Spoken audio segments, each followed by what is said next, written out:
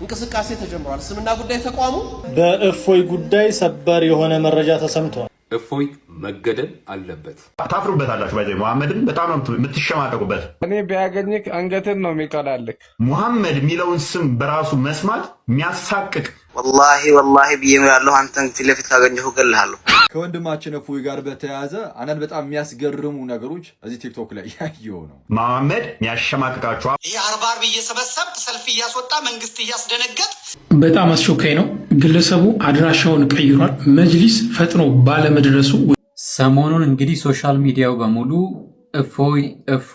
እፎይ ማለት ጀምሯል። በዚህ ጉዳይ ላይ ምን እንደተፈጠረና ብዙ ተከታይ ያላቸው ቲክቶከሮች ምን እንዳሉ አንድ በአንድ እንመልከት። የዚህ ጉዳይ መነሻ ሐሳብ እፎይ የሚባል አንድ የቤተ ክርስቲያን ልጅ ነው። እኔ ከ100 በላይ መረጃ መጻፍቶችን ከፍቼ ላሳያችሁ እችላለሁ።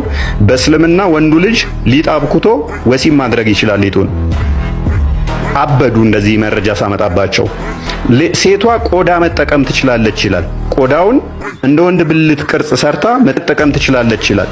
መረጃውን ሳመጣ ይገደላሉ። ለምን ትነግሩናላችሁ? አስቀድማችሁ አጣሩ። መረጃ ቅድሚያ። እኛ ትክክለኛ መረጃ ነው ያመጣነው ከኪታቦቻችሁ ላይ። በቁርአንና በእስልምና ዙሪያ ያሉትን ነገሮች ሲያስተምር እስልምናን ተሳድበዋል፣ ነቢያችንን ሙሐመድን ተሳድበዋል በሚል ክሶችና የግድያ ሙከራዎች እሱ ላይ መደረግ ይጀምራሉ። በዚህ ሰሞን በሚዲያ እየተንሸራሸረ ያለ የነብዩ ክብርን የነካ ነብዩን አይደለም የደፈረው። ነብዩ ማይደፈር ስብዕናና ክብር ያላቸው አላህ ከፍ ያደረጋቸው ነብይ ናቸው ሰለላሁ ዐለይሂ ወሰለም። ይህን የማይደፈርና የማይነካ የተባለውን ስብዕና ኑና በላይ ባሳዩን ነው ጥያቄው። አስተምሩን። እንዴት ነብዩ ምርጥ የሚባል ለሰዎች ሮል ሞዴል መሆን የሚችል ስብዕና እንዳላቸው አሳዩን ነው ጥያቄው እኮ። ይህንን ለሚያነሳ ሰው ደግሞ ካላሰርን ካልገደልን ይመጣል። ምንም የሚሹ ሰው አይደለም፣ ግን ድፍረቱኛ ነው። የክርስትና እምነት ተከታይ ወገኖች ቤተ ክህነት እስልምናን ስንሰብክም ስናስተምርም ሰዎች አምነውበት እንዲመጡ እንጂ ሰዎችን አስገድደን እንድናዝ የታዘዝንበት ዲን አይደለም። አድርገንም አናውቅም። እንግዲህ ብራዘራችን አይኑን በጨው አጥቦ እንግዲህ እንደዚህ አይነት ነገር አድርገን አናውቅም፣ በግድ አስልመን አናውቅም ይላል። ባይሆን ለወንድማችን ቁስጠንጢንያ እንዴት እንደሰለመች፣ ሶሪያ እንዴት እንደሰለመች፣ ግብጽ እንዴት እንደሰለመች ታሪካቸውን ገብቶ በደንብ እንዲያነብ መጋበዝ እንፈልጋለንና በታሪካችን አስገድደን አስልመን አናውቅም እያለ እንግዲህ እየሰከሰን ይገኛል ማለት ነው። ብራዘራችን የየትኛውም እምነት ክብር እንዲነካ አንፈልግም። ያም የታዘዝነው በቁርአን ላይ ነው። አላህ የሌሎችን እምነት አትሳደቡ፣ እምነታችሁን ታሰድባላችሁና ጌታችሁን ታሰድባላችሁ ስላለ እረ በፍጹም እኛ የሌላ እምነትን ተሳድበን አናውቅም ይለናል ይሄ ኡስታዝ። እናንተማ ምን በወጣችሁ። ባይሆን እስቲ ይሄንን የክርስቲያን ሰባኪ እንዴት እንደሚሳደብ ስመው። ኦሆላና ኦሆሊባ ሸርሙጦች ናቸው። እግዚአብሔር አግብቷቸዋል፣ ልጆች ወልዶባቸዋል። መልሱን አምጣ። ዝሙት ነው አይደለም? ይሄ አስወጣው። ይሄንን ባለጌ ዝሙት ነው አይደለም? አንተ ባለጌ ደደብ፣ የመጨረሻ ውሻና አንተ እኮ። ይሄንን እናናደርግ። ሰዎች በአስተምሮት ይጥሩ፣ ይስበኩ፣ አደባባዩን ይቆጣጠሩ። ችግር የለብንም። ሐቅ ያለው ሜዳው ላይ ይውጣ። ነገር ግን የእምነቱን ረምዝ ይሁን የእስልምና ከነፍሳችን በላይ የምንወዳቸው ነብይ አንድ አይደለም 100 ጊዜ ፊዳ የምንሆንላቸው ነብይ መንካት ግን የዚህ ኡማ ክብር መንካት ነው። ስለዚህ ዝም እንደማንል ሊያውቁት ይገባል። እንደ ተቋም እንቅስቃሴ ተጀምሯል። ስምና ጉዳይ ተቋሙ ክስ ይመሰርታል። ይህን ድርጊት ዛሬም ትናንትም በፈጸሙ ሰዎች ላይ የህግ አስከባሪ አካላቶች ሰዎቹ በህግ ቁጥጥር እንዲውሉ አላስፈላጊ ነገር እንዳይደረግ እንዲያደርጉ በህግ ተጠያቂ እንዲሆኑ እንጠይቃለን። ህጋዊ ስርዓት ተከትለን እንሄዳለን። ያው እናንተም ወደ ህግ ስትሄዱ እግረ መንገዳችሁን እኛንም እንድትተባበሩን ይህንን ኡስታዛችሁን ለህግ እንድታቀርቡልን እንፈልጋለን። ያው ተራ ግለሰብ ሳይሆን ክስ መሰርታለው እያለ ያለው መጅሊስ ስለሆነ ይህንንም ሰውዬ ኡስታዝ ብሎ የሾመው አስተማሪ ነው ብሎ የሾመው ኡስታዛችሁንም እናንተ ለህግ በማቅረብ እንድትተባበሩን እንፈልጋለን ማለት ነው። ከዚህ በኋላ ደግሞ በጣም በርካታ ክርስቲያኖች እኔም እፎይ ነኝ ከሱ ጎን ቆማለሁ በሚል ሐሳባቸውን መሰንዘር ይጀምራሉ። ይሄን ያነሳሁት በጣም አሪፍ፣ ምክንያቱም እኛም በሃይማኖታችን ስለማንደራደር ማለት ነው። ስለዚህ እንዳልከው ከጥንት ጀምሮ እስካሁን ድረስ ማን ምን እያለ እንደነበር በመረጃ ብዙ መረጃዎች ስላሉ ህግ ለሁሉም እኩል ስለሆነ ይውጣ። ይሄ ያስኬዳል። እንደተባለ በሃይማኖት ዙሪያ የተደረጉ የጥላቻ ንግግሮች፣ የተጻፉ መጽሐፍቶች እያንዳንዱ ነገር በሰነድ ስላለ ይውጣ። ከዛ በኋላ ህግ መጠየቅ ባለበት መልኩ ደግሞ ይጠይቅ። ከዛ በኋላ ህግ ይሄንን ካደረገ በኋላ ደግሞ ሌላ ህግ ወጥቶ ሰዎች የሰዎችን ሃይማኖት እንዳይነኩ የሚያስደርጉ የሃይማኖት ተቋማትን የሚያቃጠሉም ያፈረሱም ያበላሹም ሰዎች እንደየ ሃይማኖታቸው የሚጠየቁበት ህግ ይዘረጋል። ይሄ በደንብ እኔን የሚያስማማኝ ነገር ነው። እፎይ መገደል አለበት እያላችሁ ቪዲዮ እየሰራችሁ ያላችሁ እየዛታችሁ ያላችሁ የእስልምና እምነት ተከታዮች ቀጣይ ማሳያችሁ ግለሰብ ምን መሆን እንዳለበት እንድትነግሩኝ ይፈልጋሉ። አንዴ ያዳምጡት። ኢየሱስ ክርስቶስ እብድ እንደነበረ መጽሐፍ ቅዱስ በዮሐንስ ወንጌል ምዕራፍ 11 ላይ በግልጽ ቋንቋ ይናገራል ማለት ነው። እንዲህ በማለት በአእምሮም ታወከ ተብሎ ለኢየሱስ ክርስቶስ ተነግሯል። በአእምሮ መታወክ ማለት አበደ ወይም እብድ ነው ማለት ነው። ስለዚህ ኢየሱስ ክርስቶስ እብድ ነበር ማለት ነው። እፎይ ላይ እንገላለን የሚል ዛቻ ቪዲዮ እየሰራችሁ ያላችሁና ይታሰርልን እያላችሁ ያላችሁ የእስልምና እምነት ተከታዮች ነው። ይሄ የእስልምና እምነት ተከታይ ምን ይደረግ ትላላችሁ? እስቲ ንገሩ። እናንተ በጣም የምንወዳቸው የምናከብራቸው ነብያችንን ነካ፣ ክብራቸውን ነካ ብላችሁ ካልገደልን ካላሳሰርን ካላችሁ ለኛ ለክርስቲያኖች ደግሞ አምላካችንን በዚህ ልክ እግዚአብሔር ይቅር ይበለውና ይሄ ተራና ቀፋፊ ግለሰብ እንደዚህ ከፍ ዝቅ አድርጎ አምላካችንን የተሳደበውን ምን እናድርግ እስቲ ንገሩ። እናንተ ተነኩብን ያላችሁት ነብያችሁን ነው። አምላካችሁን ወይንም ፈጣሪያችሁን ሳይሆን ነብያችንን በሃይማኖታችን ላይ ትልቅ ቦታ ያላቸውን ነብያችንን ነካ ነው ያላችሁት። እኛስ ፈጣሪያችንን በዚህ ልክ ይሄ ተራ ግለሰብ እንደዚህ ከፍ ዝቅ አድርጎ የተሳደበውን ምን እናደርግ እስቲ? ባለጌ ልጅ ያላት እናት የሌላውን ልጅ ሄዳ ባለጌ ብላ የመስደብ ሞራሉ የላትም። ለምን? የሷም ልጅ ባለጌ ስለሆነ። እንደ እስልምና እምነት ተከታይ እፎይ ላይ ጣትን ከመቀሰር በፊት እንደዚህ አይነት ባለጌ የእናንተ እምነት ውስጥ እንዳለ ማወቅ ነበረብን። በተመሳሳይ ሁኔታም በርካታ ሙስሊሞች ነብያችን ተሰድበዋል በሚል በርካታ ቪዲዮ እየሰሩ ይገኛሉ። ታፍሩበታላችሁ። ባይዘ መሐመድን በጣም ነው የምትሸማቀቁበት። ዊ ነው ዳት መሐመድ የሚያሸማቅቃችሁ። አሁን ላይ ቲክቶኩን እያደረግነው ያለነው ምንድነው? ሙሐመድ የሚለውን ስም በራሱ መስማት የሚያሳቅቅ የሚያሳፍር እንዲሆን እናደርገዋለን። ገና ዛሬ ሙሐመድ ነገ ሙሐመድ አሁን ሙሐመድ ኋላ ሙሐመድ ማሸ ሙሐመድ ነገ ሙሐመድ።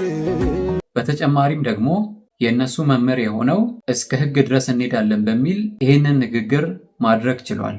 ለሰውየው ለግለሰቡ መልእክት የምናስተላልፈው ከዚህ ድርጊት ተቆጠብ፣ በስህተት አድርገህ ከሆንክ ይቅርታ ጠይቅ፣ ወደ ፈጣሪክ ተመለስ እንለዋለን።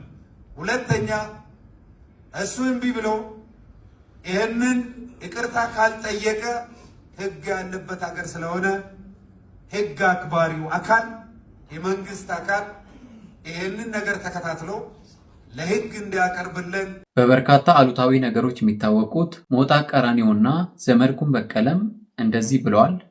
አሁን እየተባለ ያለው ግን እኛ ስንናገር ዝም በሉ፣ እነሱ ሲናገሩ ችግር የለባቸው። ሁለተኛ የሚያመጡት ጨዋታ ደግሞ በጣም የሚቀርቡን ወዳጆቻችን ደግሞ ምንድነው የሚሉት?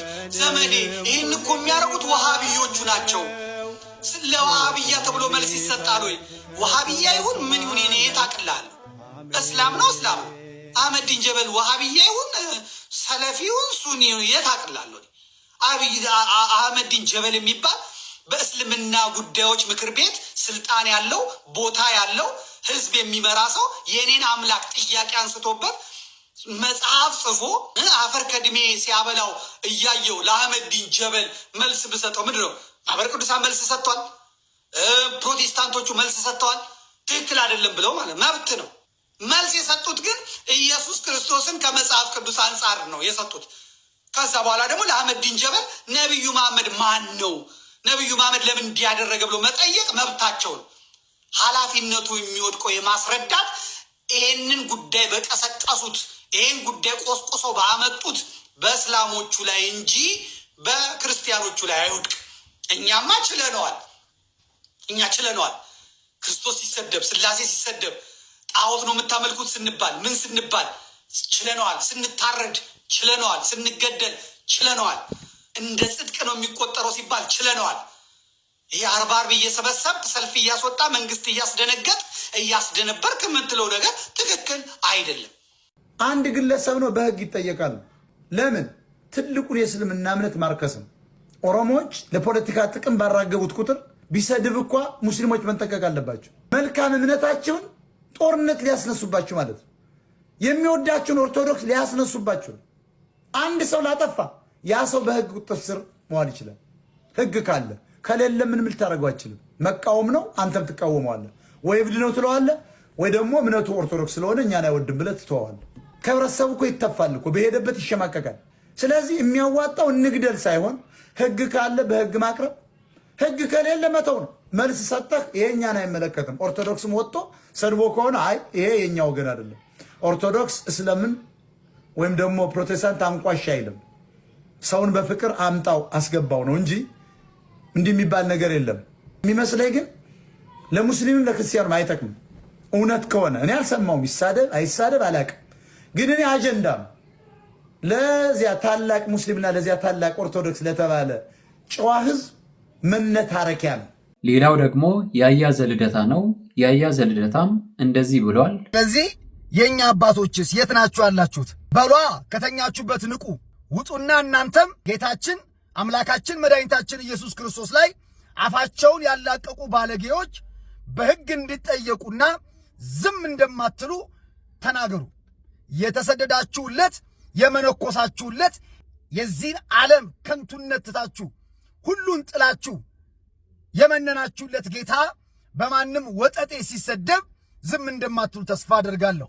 መቼም የሲኖዶሱ ጉዳይ ከጌታ አያንስም ቢበልጥ እንጂ የሲኖዶሱ ጉዳይ ከጌታ ከኢየሱስ ክርስቶስ ከበለጠባችሁ ውጡና አፋቸውን ለከፈቱ ሰዎች በወንጌል ላይ የተገዳደሩ በጌታ ላይ አፋቸውን ያላቀቁ ሰዎች ላይ እርምጃ እንዲወሰድ በሕግ እንድትጠይቁኛ እንፈልጋለን። አቡበከርን በዚህ ደረጃ ያስቆጣው በዚህ ደረጃ ያናደደ እናንተን እንዴት ነው ማያናዳችሁ? እንዴት ነው የማያስቆጣችሁ? በሕግ የምትተዳደር አገር አለችንና ጉዳዩን ወደ ፍርድ ቤት ወደ መንግስት አካል መውሰድ ይገባናል። አንድ ፎይ አይደለም 4 5 6 ከ10 በላይ የሆኑ በጌታችን በኢየሱስ ክርስቶስ ላይ የስድብን ቃል የተናገሩ አፋቸውን የከፈቱ በጣም ብዙ አሉና 5 ኪሎ ያላችሁ አባቶች ነቃ በሉ። ቅዱስ ሲኖዶስ አሁን መግለጫ የምትናገሩበት ሰዓት ደርሷል ማለት ነው። እነዚህን ሰዎች በሕግ እንዲጠየቁ እንድታደርጉ እንፈልጋለን። አሁን ጉዳዩ ከሲኖዶስ በላይ በሆነው በጌታችን በኢየሱስ ክርስቶስ ነው። በማንደራደርበት ጌታ፣ በሞተልን ጌታ፣ በትንሣኤው ጌታ በሱ ነው የመጣውና በዚህ ጉዳይ እኛም ልጆቻችሁ ከፊት እንቆማለንና ጉዳዩን በሕግ እንድትይዙት አደራ ጭምር እንላለን። አለበለዚያ ግን ዝም የምትሉ ከሆነ ጌታ ኢየሱስ ክርስቶስን ከተሳደቡትና አፋቸውን ካላቀቁት በላይ እናንተ ኢየሱስ ክርስቶስ ጥላት ሆናችኋል ማለት ነው። በዚህ ዙሪያ ላይ አፖስቶሊክ አንሰር ማለትም አኬ እንደዚህ ማለት ችሏል። ከወንድማችን እፎይ ጋር በተያያዘ አንዳንድ በጣም የሚያስገርሙ ነገሮች እዚህ ቲክቶክ ላይ ያየው ነው። እስቲ ግልጽ አድርጉልን። ሙስሊሞች በእናንተ ሳይድ ያሉ መምህራን ማለት በኡስታዝ ደረጃ በመምህራን ደረጃ ያሉ የተለያዩ ሰዎች ይሄን ያልኩት ለምንድን ነው? ለምሳሌ እፎይ መምህር አይደለም። በዚህ ቤተክርስቲያናችን ውስጥ እስልምናን በራሱ እንደው የሚያጠና ከዛ በላይ ያነበበውን የሚያካፍል አይነት ወንድም ነው። በእስልምናው ሳይድ ግን በኡስታዝ ደረጃ በመምህራን ደረጃ ያሉ ሰዎች ሳይቀሩ አምላካችን ላይ እንዴት እንደሚሳለቁ እግዚአብሔርን አምላካችንን ጌታችን ኢየሱስን እንዴት እንደሚሳደቡ ሳትሰሙ ቀርታችሁ ነው ወይስ በእኛ ሳይድ ቢሳደቡም ችግር የለውም፣ በእናንተ ሳይድ ግን የሆነ እንደው ቅር የሚያሰኝ ነገር ከተሰማ አይ እንደው እንነሳለን የሆነ አምባገነን እንሁን አይነት ነገር ነው እንዴ? እንዴት ነው እየታሰበ ያለው? ልክ ለእንደዚህ አይነት ነገር እኮ ለመቃወም ልክ ስትነሱ መጀመሪያ እናንተው ቤት ያሉ ልጆችን በመቆንጠጥ መምህራንም ቢሆኑ ኡስታዞችን ቢሆኑ በመከልከል በዛ ነው ባይዜ ሊጀምር የሚገባው። ለምን ይሄንን ያልኩት የተወሰነ ቪዲዮችን አሳያችኋለሁ፣ አብረን የምናይ ይሆናል። ወደዛ ቀጥታ ከመግባቴ በፊት ግን አስቀድሜ አንድ ነገር ልናገር። በክርስትና ውስጥ ያሉ እንደዚህ ዲስከሽኖች ወይም እንደዚህ ውይይቶች ምናምን ከማንም ጋር እናደርገው ከእስልምና ጋር የሚሆን ከሌሎችም ጋር ይሁን በፍቅር መሆን አለበት፣ በየዋህነት መሆን አለበት፣ በፍርሃት መሆን አለበት የሚለው የኔ ብቻ ሳይሆን የክርስትና ፕሪንሲፕል ነው። በቃ ከዚህ ፕሪንሲፕል መውጣት አንችልም፣ ግልጽ ነው። ይሄ ፕሪንሲፕላችን ነው። ስሜታዊ የሆነን ብንወጣ ራሱ ቃሉ ይጎትተናል። ማለት ቅዱስ ጴጥሮስ በመጀመሪያ መልእክቱ ምዕራፍ 3 ቁጥር 15 ላይ የተናገረው ነገር አለ። ዳሩ ግን ጌታን እርሱም ክርስቶስን በልባችሁ ቀድሱት ይልና በእናንተ ስላለው ተስፋ ለሚጠይቋችሁ ሁሉ ለመመለስ ዘወትር የተዘጋጃችሁ ሆኑ ይልና ነገር ግን በየዋህነትና በፍርሃት ይሁን ይላል። በየዋህነትና በፍርሃት ይሁን። ዘወትር ለመመለስ ዝግጁ መሆን አለባችሁ፣ ግን በየዋህነት በፍርሃት መሆን አለበት። ሰውን አይደለም፣ እግዚአብሔርን በመፍራት ዝቅ በማለት በትህትና፣ በዚህ ሁሉ ውስጥ ነፍሳትን ለክርስቶስ ለመማረክ ማለት ነው። አንዳንዴ ስሜታዊ ሆነን ከዚህ ፕሪንሲፕል ወጣ ስንል ይሄው ቃሉ ግን ጎትቶ ደግሞ ወደዛው ሊመልሰን ይገባል። ስለዚህ ለዚህ ፕሪንሲፕል ተገዢ መሆን አለብን። ይሄ በቃ በቤተክርስቲያናችን ውስጥ የሁላችንም አቋም ነው። ስለዚህ በፍርሃት በየዋህነት በፍቅር በዛ ውስጥ ምንድነው ከኔ ተማሩ እኔ በልቤ ትሁት ነኝ ላለው ጌታ ነፍሳትን እንማርካለን ማለት ነው። እንደዛ አለበለዚያ ነፍሳትን መማረክ አንችልም። መጫጫ ብቻ ነው የሚሆንብን። ይህ እንዳለ ሆኖ ግን ለምሳሌ የሙስሊም መምህራን ወይም ኡስታዞች አምላካችንን በምን ደረጃ እንደሚሳደቡ እስቲ እንስማቸውና እንመለስ። ኦሆላና ኦሆሊባ ሸርሙጦች ናቸው። እግዚአብሔር አግብቷቸዋል፣ ልጆች ወልዶባቸዋል። መልሱን አምጣ። ዝሙት ነው አይደለም? ይሄ አስወጣው። ይሄንን ባለጌ ዝሙት ነው አይደለም? አንተ ባለጌ ደደብ፣ የመጨረሻ ውሻና አንተ እኮ እኔ ልክ ነግሬሃለሁ ቴሌግራም ላይ ተመልከት። እዚህ ጋር እግዚአብሔር ዲስቨርጅ አድርጓት ይችን ህፃን ልጅ ደም በደም አድርጓት። እግዚአብሔር ዲስቨርጅ አድርጓት ይችን ህፃን ልጅ ደም በደም አድርጓት ምን እንደሰራ ይሄንን በወንጀል በእርግጥ ይሄንን የሚወነጅል የሆነ የፍትሐ ብሔር ህግ አለመኖሩ ነው እንጂ ይሄ ወንጀል ነው፣ ያስከስሳል። እግዚአብሔር ዝሙተኛ ነው፣ ዝሙት አሰርተዋል። እግዚአብሔር ዝሙተኛ ነው፣ ዝሙት አሰርተዋል። የእግዚአብሔርን ብልትና ጡት የሆነ ጋር መተውሰድ በሉት ያሳፍራል። እግዚአብሔር ብልት ይለካል። በጣም ያሳፍራል። እግዚአብሔር ያሳፍራል በእውነቱ። ባለጌ ነው በጣም። አምላክ ጌ ነበረ፣ ወንድ ለወንድ የሚሳሳም አየሁ። ይሄን አምላክ ይታያል። አየህ፣ ይሄን ሽማግሌ አየህ፣ ይሄን ሽማግሌ ከዚህ ሰው ግን በክርስትና ዓለም እግዚአብሔር ስለጠጣና ስለሰከረ ብቻ ጀግና ይባላል። ይሄ በጣም የሚያስቅ ነገር ነው። የሰከረ ሰው ሰካራም ነው። ኦኬ፣ ጀግና ሊባል አይችልም። ኦኬ፣ እንግዲህ እንደሰማችሁት ነው ሙስሊም ኡስታዞች መምህራን ሳይቀር በምን ደረጃ እግዚአብሔር ላይ እንደሚናገሩ እንግዲህ ተመልክታችኋል። ያውም የተናገሩት ሁሉ እነሱ ባሉት መንገድ መጽሐፍቶቻችን ላይ የሉም። እነሱ ባሉት መንገድ የሆነች ቃል ይሰባሉ፣ ለራሳቸው ታሪክን ይፈጥራሉ። የሆነች ቃል ይሰባሉ፣ ለራሳቸው ታሪክን ይፈጥራሉ። እነሱ ባሉት መንገድ ያልተቀመጠን ነገር ነው እንደዚህ የሚሉት። ቀርበ መልስ ከተባልኩ እኔ ለምሳሌ ልመልስ እችላለሁ። እዚህ ጉዳይ ላይ ቀርበ መልስ ከተባልኩኝ እኔ ቀርቤ ልመልስ እችላለሁ። ልክ እንደዚህ ሁሉ ወንድማችን ወይም እዛ በእስልምና ውስጥ የሌለ ነገር እንኳን የተናገረው ይሄ ትልቅ ስህተት ስለሆነ ቀርቦ እንዲመልስ ጠይቁት፣ መጠየቅ አለበት። እሱም አይ እኔ ከዚህ ላይ አግኝቻለሁ ከዚህ ላይ አግኝቻለሁ ብሎ ማስረጃ ማቅረብ አለበት። እንግዲህ ብዙ ጊዜ እንደሚናገረውም ከሆነ ማስረጃ አቀርባለሁ ይላል እሱ። ስለዚህ ይጠይቅ። ባይሆን ግን በሌለ ነገር በዚህ ደረጃ ግን ሙስሊም መምህራን ኡስታዞች እንዲህ ሲናገሩ ስለነበረ ይህንንም እያያችሁ ይህንን ስታጸዱ ነው ከዛ በኋላ ሌላውንም ለመጠየቅ ሞራሉንም ሊታገኙ የሚገባው ነው። ቆየን። በተጨማሪም ኦርቶዶክሳውያን ብቻ ሳይሆኑ በርካታ ፕሮቴስታንቶችም ከእፎይ ጎን እየቆሙ ይገኛሉ። በጣም አስቸኳይ ነው። ግለሰቡ አድራሻውን ቀይሯል። መጅሊስ ፈጥኖ ባለመድረሱ ወይንም ደግሞ ከዚህም በፊት ክስ አልተመሰረተበትም በማለት ብቻ የግለሰብ አድራሻውን ቀይሮ አምልጧል። እዚህ ጋር እንደምትመለከቱት ከብርጭቆ ኮንዶሚኒየም ብሎክ 102 ይኖርበት ከነበረው ኮድ 5 የሆነች ጥቁር ሃይላክስ የኒጆ መኪና ናት መታ የወሰደችው። እዚህ ጋር ያው ፎቶ እንደምትመለከቱት ማለት ነው። እየተሸማቀቀ ይኖራታል እንጂ። እሺ እንደሰማችሁት ነውና ወንድማችን እፎይ ላይ በጣም የሚገርም አይነት ዘመቻ ተከፍቶበታልና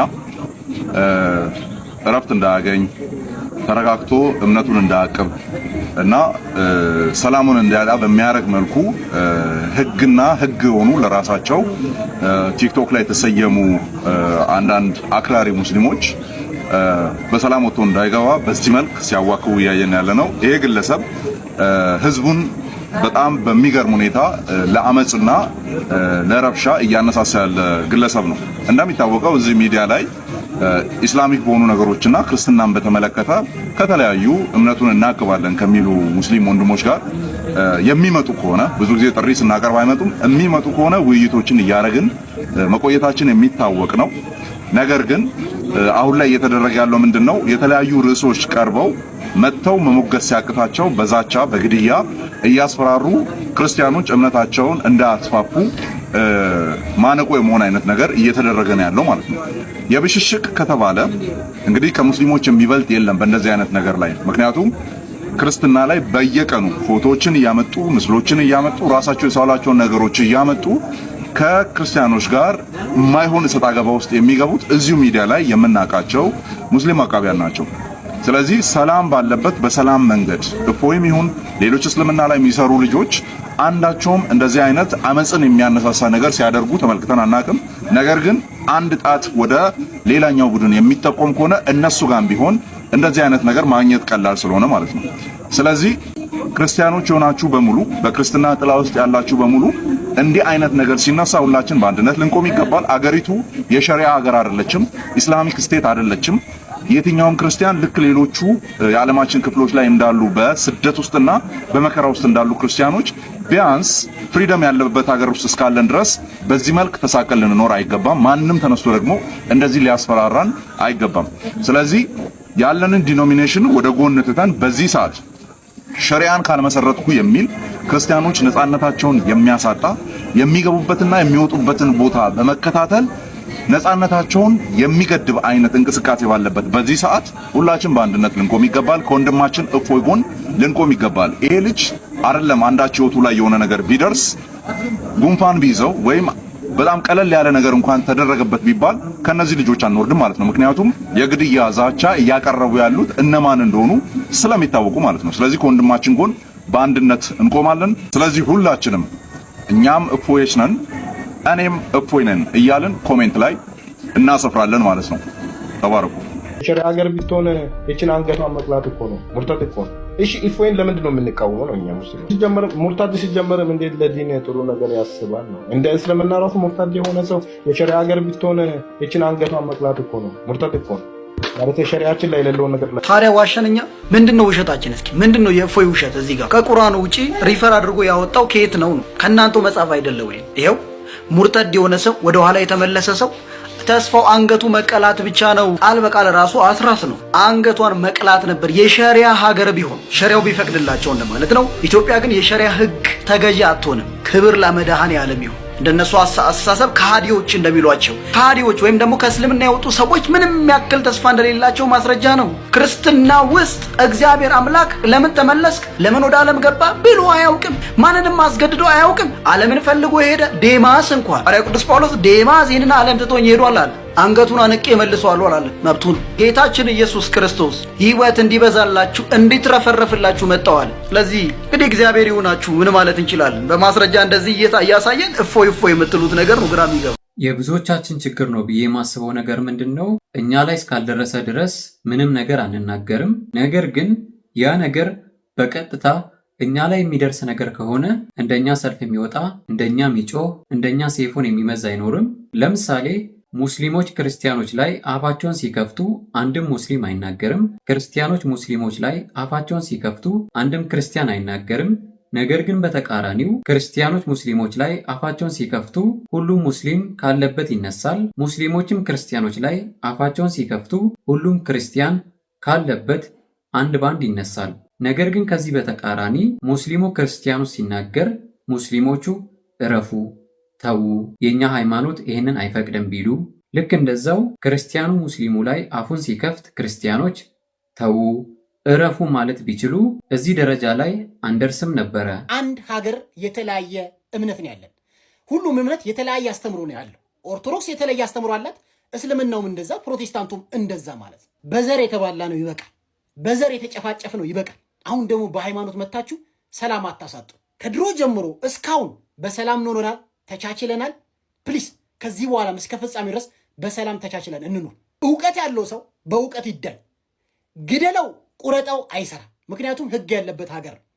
እፎይ ጥፋት አለበት የምትሉ ሙስሊሞች ሂዱ ክሰሱ፣ ፍርድ ቤት ይቁም፣ እውነት አርነት ያወጣል። ጥፋት ካለበት ይከሰዋል፣ ጥፋት ከሌለበት በነፃ ይለቀቃል።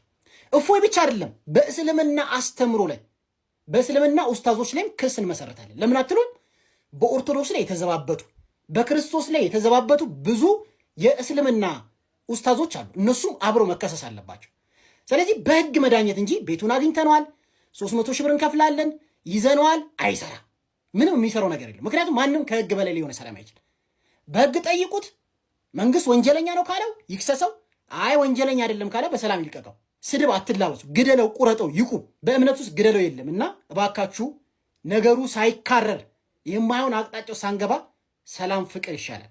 ነገሩ ስናጠቃልለው ከኛ የሚፈለገው ከኛ የሚጠበቀው በንግግር የሚፈታውን በንግግር መፍታት፣ ህግ ቦታ መሄድ ያለበትን ህግ ቦታ መውሰድ። ከዛ ውጪ ግን አንቺም በሃይማኖትሽ እኔም በሃይማኖቴ መኖር እንችላለን አይጠበንም ቤቴ ብሎ መለያየት ይሻላል እንጂ ካልቆረጥኩ ካልገደልኩ የሚባሉ ነገሮች አይሰሩም። ላሞቹ ለተጠየቀው ጥያቄ መልስ መስጠት ሲያቅታቸው እንግዲህ በጉልበት መሄድ ከጀመሩ ትንሽ ሰንበትበት ብለዋል። አሁን ደግሞ ግብረ ኃይል አቋቁመናል ብለው ግብረ ኃይል አቋቁመው ወሮ በላ ነፍሰ ገዳይ አደራጅተው ወንድማችንን እየፈለጉት ነው። እኔ የአእምሯቸው ያለማደግ ህመም ያሳስበኛል። ለውይይት ጋበዛቸው፣ እምቢ አሉ፣ ተሸማቀቁ። ስለዚህ ትሸማቀቃላችሁ አለ። ምን ያርገ ልጅ? ካልተሸማቀቃችሁ ተወያዩ። እናንተ ሐዋርያው ጳውሎስን እየተሳደባችሁ በላይባችሁ አልዋላችሁም? እግዚአብሔርን አልተሳደባችሁም? እናንተን እንግደላልን እኛ አላልንም። ለምን? ለጥያቄዎቻችሁ እኛ መልስ አለን፣ አንፈራም። ሰይፍ የሚያስነሳን ነገር የለም። ፈሪ ስለሆናችሁ በጉልበት ዝም ለማስባል ትሞክራላችሁ። በጉልበት ደግሞ ማንንም ዝም አታስብሉ። ይቺ የሁሉም ሰው ሀገር እንጂ የአንድ ግለሰብ፣ የአንድ ተቋም፣ የአንድ ሃይማኖት፣ የአንድ መንግስት ሀገር አይደለምና እውነት ኦርቶዶክሳውያን፣ እውነት ክርስቲያኖች እፎይንና እንደ እፎይ አይነቱን እውነትን የሚገልጥ ሐሰትን የሚያጋለጥ አንድ ባለማተብ ማዳን መጠበቅ ትፈልጋላችሁ? እነዚህ 3 ነገሮች ማድረግ ይገባናል ብዬ አምናለሁ። ከዛሬ 2 ዓመት በፊት እንዲህ ስንናገር ተሰድበናል፣ ተወግዘናል። አንድ ለትውስታ እንስማቸው። ሁላችንም ከህሊናችን ውስጥ ማውጣት አለብን ብዬ ማስበው ለእናንተ ብቻ ሳይሆን ለመላ ኦርቶዶክሳውያን በዚህ አጋጣሚ ማለት ክርስቲያንና ሚስማር ሲመታ ይጠብቃል እየተባለ ሁሌ መመታት አይኖርብን።